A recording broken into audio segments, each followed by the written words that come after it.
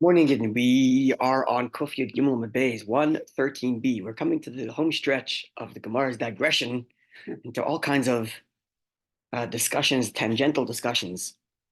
And we're going to come back, God willing, on Monday fresh to the Seder night, back to the actual Seder. And so far, we've been talking about the pre-Seder, setting up for the Seder, right? Making sure you have your 4 cups of wine, making sure you have your place to lean, making sure your table is set beautifully, making sure you have your appetite, all the pre-Seder stuff. And now we're going to get to the beef of the Seder itself coming up. No pun intended. Ah, yeah. Well, look at it. There's going to be beef too. So pun intended. Yeah, right. You have the carbon Pesach. So we're at the end of this digression, which reads as follows. It's the third to last line on Kuf Yud Gimel Mabez 113b. After the closing of the parenthesis, it says V'hayesheves al dam toyhar. This statement actually, at least the way Rabbi Steinsaltz translates it is, it's still Rav Huna speaking. Rav Huna spoke earlier. What did he say?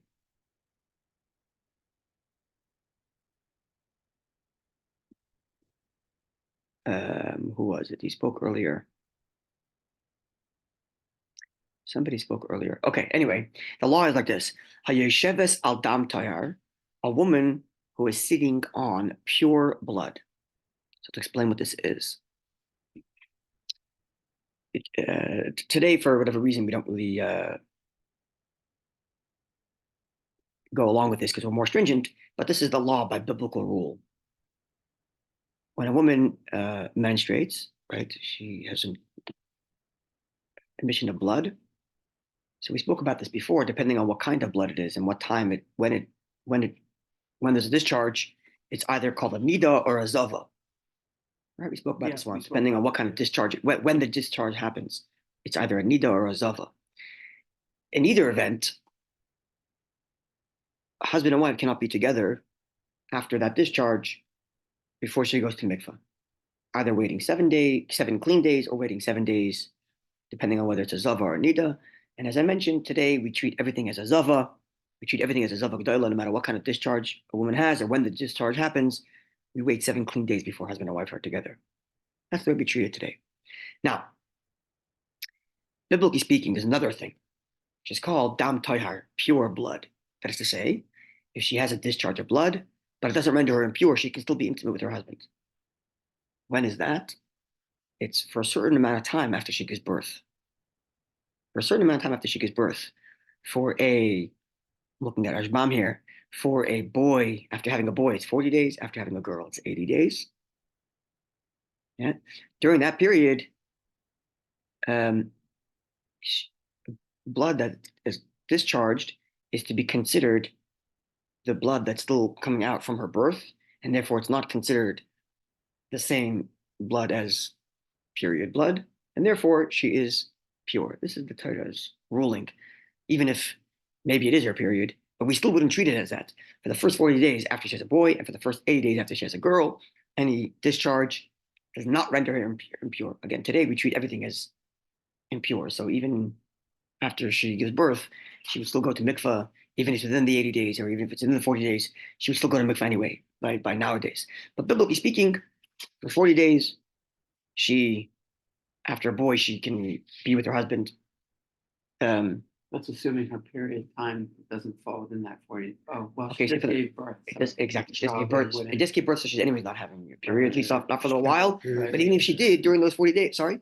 She can't have a period for a Yeah, well, for a while. For a while. For a while, especially if she's breastfeeding, That's right. then there's hormones that She won't prevent. have a period at all. That's right. But nonetheless, we treat all blood as zav, as I mentioned.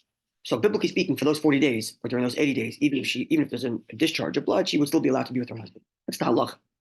So says this teaching, asur l'shamish, the day after day 40, or the day after day 80, boy or girl, says, I think it's Rav Huna speaking here, she should not be with her husband on day 40. So day 4 for 40 days after giving birth, she's allowed to be with her husband. After a boy, or 80 days after giving birth, after a girl, she's allowed to be with her husband.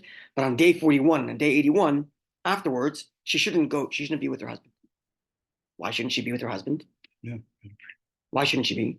So explains Rav Huna, because for the last 40 days or last 80 days, she has been used to this idea that even if there's a discharge, she's okay to be with her husband. And she's forgetting that now the time's up. And maybe she'll have a discharge and think, oh, no big deal. Yesterday I had a discharge. It was no big deal. Today it's a discharge. No big deal. And she's forgetting the fact that day 40 is over or day 80 is over and she's not allowed to be with her husband now. So therefore, to like demarcate between the time period when blood does not render her impure and the time period when blood does render her impure, she should not be with her husband for that time period. To demarcate the two. So she knows that if she has blood on day 41 or 81, that it's most likely it's not most likely. She is impure. Right. Either Zav or Nida, but she is impure. But at least she has to be in that framework. Exactly. So to demarcate between the time when blood did not render her impure and the time when blood would render her impure, says, I think it's Rav Huna speaking, she shouldn't be with her husband. It's like a buffer zone. A buffer zone. So the Gemara asks, Ad Kama, how long is the buffer zone for? Amar Rav says, Oina. Oina means a time period. Now, Oina, in the context of the laws of Nida, can either be a 12-hour period or it could be a 24-hour period. That's what Oina. Oina means a time period, but how big is a time period? Depending on the context. Sunrise to sunset or a full 24 hour. Exactly. Either sunrise, sunset, or sunset to sunrise. Or sunset to sunset. Or a full 24 hours. And the Rashi and Rashbam dispute. Rashi says it's 24 hours. Rashbam says it's only one Oina, either sunrise, sunset, or sunset to sunrise. In either event, they both agree. The main point here is, again, this buffer zone to delineate between the time when she's allowed to be with her husband despite seeing a blood discharge and the time when she's not allowed to be if she sees a blood discharge. Okay. Most of them were nursing in those days. Right. So how could it happen? She can still be seeing blood from excess discharge from giving birth. I think it's a very sometimes after birth, a woman can bleed for a while. I think it's a very practical. Sometimes it could be because it bleed for a while after birth, depending on how the birth went and whatnot. A woman could bleed for a while, and the point is, after that time period, even if it's not a period, it would still turn her into render her impure, unless you. Okay, we're not going into the laws of Nida, but unless she has someone who can identify that this blood specifically comes from the bruise rather than from the mucker, from the ovaries, whatever. Anyway, sorry. Oh no, sorry. I'm just saying this is one of those nice. It's one of those practical fences around the car. Yep. Yep. Exactly. Exactly. Stringency around. Mm-hmm. Again, today we treat all discharge as impure. Right. So today she gives birth. That's right. So today common practice today is as soon as a woman begins the process of giving birth, like she has certainly if there's a discharge of blood, but even if her water breaks, you can assume that that there's a discharge and husband and wife separate already from that point on forward until she feels comfortable going to mikvah when she's clean after whatever, which time it is. Okay. Now, earlier, last week, 2 days ago, we mentioned Rabbi Yossi Ish Hutzal, the teaching that we had about not consulting with those who were the diviner, those who see the future, right? And the teaching that said you should treat someone who knows something that you don't, treat him with respect, right? Someone who's greater than you, even in one area, you should treat them with respect. And I think this statement that we just read now is also a continuation from that same teaching, as it's above there. So I guess it's that person saying all these three teachings, which would then beg the question how we can connect today's teaching to what we spoke about last time, which is a good question. But anyway, on the chain of those who said the statement, it was Rabbi Bar Chana, speaking in the name of Shmuel Bar Marta, speaking in the name of Rav, speaking in the name of Yossi Ish Hutzal, Yossi from Hutzal. So the Gemara now tells us, having mentioned Yossi Ish Hutzal, you should know the following. Yossi Ish Hutzal, Yossi, the man from Hutzal. So says the Gemara, Tana, you should know, who Yosef Ish Hutzal? This Yosef Ish Hutzal, Yossi being an abbreviation of Yosef, it's a nickname, Yosef, Yossi. right? Mendel, Mendy, Yosef, Yossi. So this Yossi Ish Hutzal, who we just mentioned, whose full name is Yosef from Hutzal, who Yosef HaBavli, is the same person known as Yosef the Babylonian, who Isi ben Goraye. He's also known as Isi, son of Goraye. Isi being another nickname for Yossi. Like Yisrael makes it to Isser, like Izzy, Isser, Yisrael. So Yosef, Yossi, Isi. Okay. So Yosef Ish Hutzal, which is Yossi Ish Hutzal, which is Yosef the Babylonian, is also Isi ben Goraye, who he is also known as Isi ben Yehuda, Isi son of Yehuda, who he is also known as Isi ben Gamliel, who he is also known as Isi ben Mahalal, Isi son of Mahalal. Umashmoy, what's his actual name? Says the Gemara, Isi ben Akavya. Isi ben Akavya Shmoy. His name is Isi ben Akavya. Okay, I don't know why he has so many names, but I can imagine like this, right? There are no last names, right? So you have to like identify people that separate them from someone else, especially Yosef being such a common name, right? And I guess maybe Akavya also being a common name, the father being Akavya. Yeah. So you have to like, but it seems like his name is actually Isi, not even Yosef. Israel. No, Isi, Yossi is Yosef. Isser is Yisrael. Isser, sorry. But Isser is Yiddish, actually, not even Aramaic.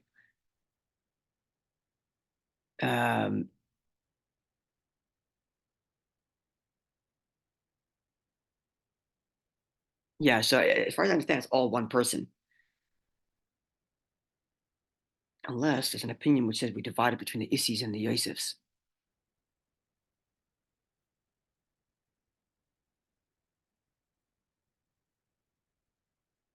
Anyway, so far as I understand, it's all the same person. And it seems like his actual name was Isi ben Akavia, which is funny. I would think his name is Yosef.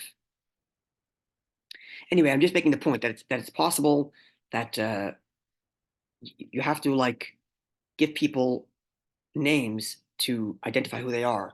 Like in Old Russian, or even in current Russian, they would do a person was referred to as Vich of their father, Vich being son of. So I would be Levi Moishevich. I think it was Vich. Or in other places, it's Moses' son. Moses' son, a father being Moshe. Right? And then so like if you read Russian literature, sometimes you'll see the same person is called in a book by his name, by the Vich name, and then by his last name, and sometimes combination of the three, or sometimes one of the three, or two out of the three. Or, and that's where you identify people. And I assume it's a similar thing in old Babylonia, where like you identify people either by certain characteristics about them, their hair color, their height, their job, sometimes by who their father is, right? And sometimes by their father's characteristics. Their father was tall, like let's say if my father was exceedingly tall, it might call me, oh, the tall one's Levi. So it would be Levi ben tall one, something like that, right? And that would be a way of people identifying which Levi we're talking about. So that's how a lot of times more people have more than one name. And then if you knew, I suppose you'd be able to go through all these names and say, well, how each one's a demarker, right? Ish Hutzal means he comes from the place of Hutzal. Babylonian, I guess wherever he was, let's say in Eretz Yisrael, he came from Babylonia. Gur Aryeh, Yehuda are two of the same names actually. Yehuda being associated with lion, Gur Aryeh is the lion. So maybe that's a personality trait. Son of Gamliel, maybe because he studied at the house of Gamliel. Mahalalel means like a praise one. Maybe there's something connection there. So all these things could be. Gamliel is a whole lineage, right? Yes. Mm-hmm. So He was the but he says his actual name was his father's actual name was Akavya. So maybe he was called son of Gamliel because he was known to be a student of Gamliel. I don't know. I'm just making up. I'm just saying that all these names would be different ways in which people like identify that this is the person we're talking about, not the other guy. Mm-hmm. Is it possible that anything's possible, but thinking maybe this particular scholar traveled frequently? It's also possible. And picked up different names in different contexts. Yeah, very possible. Very possible. The Indians have the same concept. Yeah, until like last names became a proper thing, this was very common, right? A lot of times, for example, in like Torah literature, when we're talking about uh, commentaries, we actually refer to them by their book name rather than by their actual name, right? Pen name. Sorry? Pen name. No, they're the name of their book. So you'll say something like the Shagas Aryeh says. The Shagas Aryeh is the name of a book, not or the Or Sameach says. That's the name of a book, not the name of a person. But you would say them by their book name. And oftentimes sages had like a moniker, the Maharal. Maharal is an acronym for his name. Maharajdam, the Maharam, Rambam, Ritva. These are, we identify them by these kind of markers that give us like who we're talking about. Anyway, and sometimes to delineate between one and the other, you'll say Maharam of Rottenburg versus the other Maharam. Right? Anyway. Okay, so on that note, the Gemara says another sage that has a bunch of names. Last line on the bottom. Hu Yitzchak ben Tavla, Yitzchak son of Tavla, Hu Yitzchak ben Chakla, Hu Yitzchak ben Al Ila'a, Hu top of Kuf Yudalid Amud Aleph 114a, Hu Yitzchak ben Acha. Sorry, Yeah. Yes, Hu Yitzchak ben Acha de Shmaita. No, sorry, this is a new thing actually. Hu Yitzchak ben Acha de Shmaita is a new statement, at least the way that Rashi and Rashbam explain it. Yes, so we have the second sage who has a bunch of names, namely three of them, not so many. Yitzchak ben Tavla, Yitzchak ben Chakla, Yitzchak ben Ilah. The Gemara says the next thing, which is the last word, the word who at the bottom of the page shouldn't be there, as the Bach takes it out. Rabbi. Okay, so that the word who should be taken out. Because now the next statement, which is Rabbi Yitzchak ben Acha Dishmaita. This is the way Rashi and Rashbam explain it. Whenever you see the word Rabbi Yitzchak, without identifying which Rabbi Yitzchak we're talking about, and you are learning a halacha, an halachic part of the Talmudic literature, you should know it's Yitzchak son of Acha. Hu Yitzchak ben Pinchas Lagadata. When you're learning about when Rabbi Yitzchak speaking in the Agadic part of Talmudic literature, then you should know it's Rabbi Yitzchak ben Pinchas. So if you see Rabbi Yitzchak without any mark, without any moniker, without any like identifying element in halachic literature, Talmudic halachic literature, it's Yitzchak ben Acha. And if you're learning Agadic part of Talmudic literature, and you see Rabbi Yitzchak without any moniker, you should know it's Yitzchak son of Pinchas. That's the way Rashi and Rashbam learned this passage. Others learn this passage to mean that Yitzchak ben Acha that's found in the halachic literature is the Yitzchak ben Pinchas that's found in the Agadic literature. They're one and the same person, but referred to in halachic literature as Yitzchak ben Acha and referred to as Agadata and Yitzchak ben Pinchas. Rashi and Rashbam say it's actually talking about two different people, but telling you that when you see a Yitzchak without a moniker in halachic literature, it's Yitzchak ben Acha, and when you see a Yitzchak in Agadic literature without a moniker, you should know it's Yitzchak ben Pinchas. Okay. This Simanach, and here's a mnemonic to help you remember this. Shimuna achai v'reyai. Listen, my brothers and friends. But Shimu, listen, also sounds like Shmaita, which is the halachic literature. And that is achai, my brother, which is similar to the word acha. So in Shimu, in Shmaita, in halachic literature, it's acha, achai. Okay. Final teaching from the Gemara before it gets back to the laws of Passover. Very interesting teaching. And I think it's very apropos for our Western culture. Amar Rabba Bar Barchana, Rabba son of Barchana, Amar Rabbi Yochanan said in the name of Rabbi Yochanan, Mishmei Rabbi Yehuda Bar Eloi, in the name of Rabbi Yehuda Bar Eloi. Namely, quote, Echol Batzel, Echol Batzel, V'shei Batzel. Eat onions, which is a cheap food, and sit in the shadow of your home. Eat cheap food, but sit in the comfort of your home. Rather than eat chickens and goose, which are more expensive food, and your heart will be running after it all the time. You've acquired this expensive taste, and now you're running after expensive foods, and you can't afford your home. Better eat cheap food and live in the comfort and the shadow of your own home than be chasing fancy foods and Shack. you live in a shack. Get your priorities straight. Sorry. All right. So achol batzo, eat onion, v'shev b'tzel, and sit in the shadow of your home, the comfort of your home, rather than eating expensive foods. Now you have an appetite and you're chasing this stuff. Continues. Spend less money on your food and drink and more money on your home. It's a better investment. The food ends up, all of it, doesn't matter whether it's fancy or not fancy, ends up in our modern times, in our modern plumbing.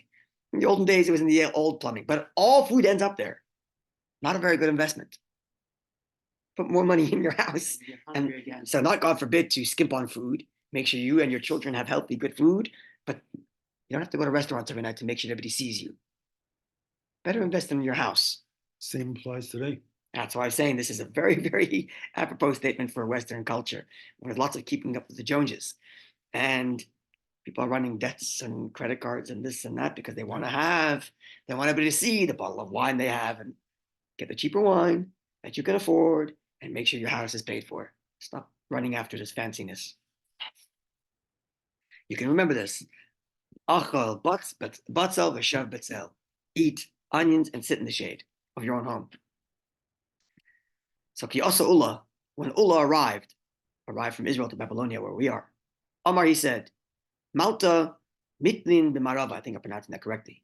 There's a phrase that's said in the West being Israel. We are in the East, we are in Babylonia, Iraq, Iran, so East, West is Israel.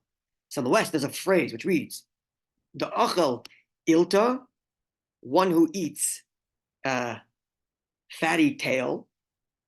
That's the sheep, right? Of a sheep. It's a very expensive food and a very prime food.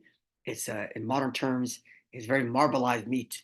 Fat of the lamb. It's the fat, right? Because the when a cow moves its muscles, it makes the meat more dense. Muscular. It's muscular and it's more dense and it's not as fatty. But the tail, which barely moves, is not a muscle that moves a lot.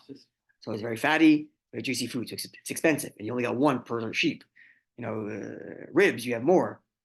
Thighs you have a few, right? But the fatty tail you only have one in them things. So it's very expensive. So it says the achal alita, I think I'm pronouncing it al yasa, one who eats this fatty sheep tail, tashi sheep tail, expensive sheep tail. Yeah. Tashi ba'alisa will be hiding in his attic from all the people who he's borrowed money from to pay for his lifestyle.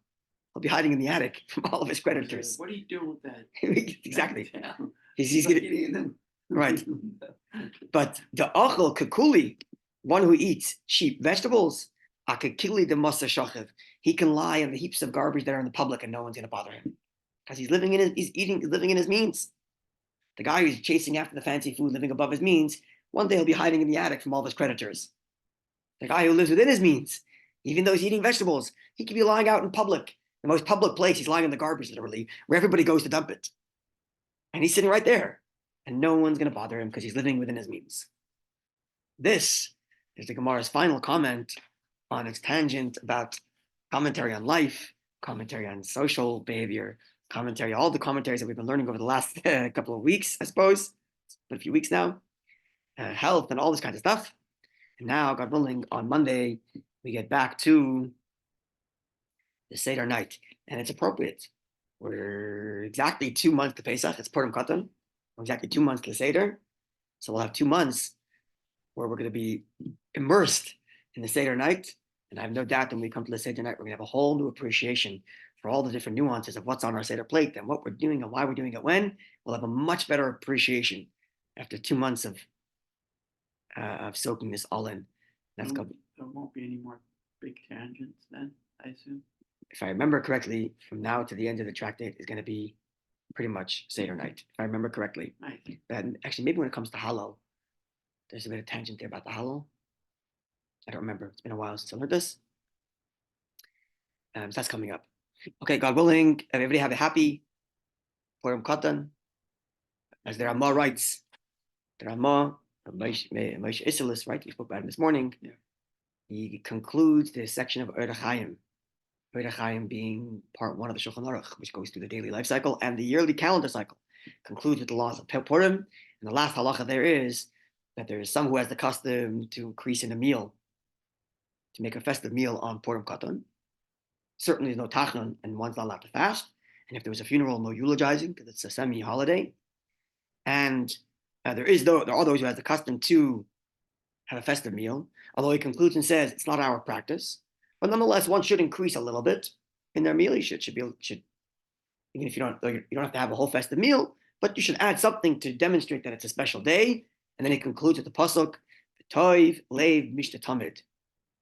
A good heart is always feasting. That's how he concludes. And he quotes this, if it weren't in the Shulchan Aruch, if Ramah didn't put it there, you would think it's a pasuk that's, a nice homiletic notion, but it's put in halacha. In halacha, a good heart is always feasting. That's the message of Purim Katan, where it's not a grand holiday. It's a regular day. But it's always good to be an open heart and enjoy, as a Jew is supposed to serve Hashem with joy. Right. Have a wonderful day, everybody. Good Ner Shabbos. No problem. Continue by Hashem on Monday. Super.